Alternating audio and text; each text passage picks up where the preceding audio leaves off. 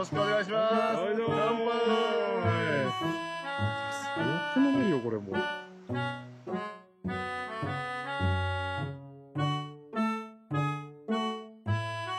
結構。任しておいてください。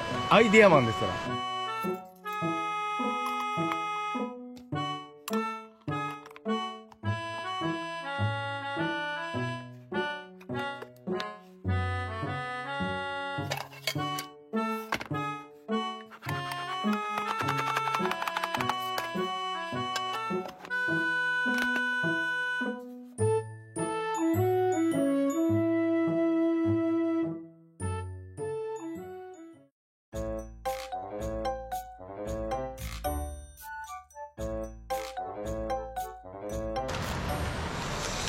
北地。おそして、おこれね、結構マジでおすすめなんですけど、これ、アルコール麺。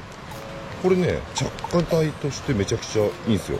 へえ。そうなんです、そうなんです。で、あ、これちょうどいいなという感じの、僕の宿題でございます。ありがとうございます。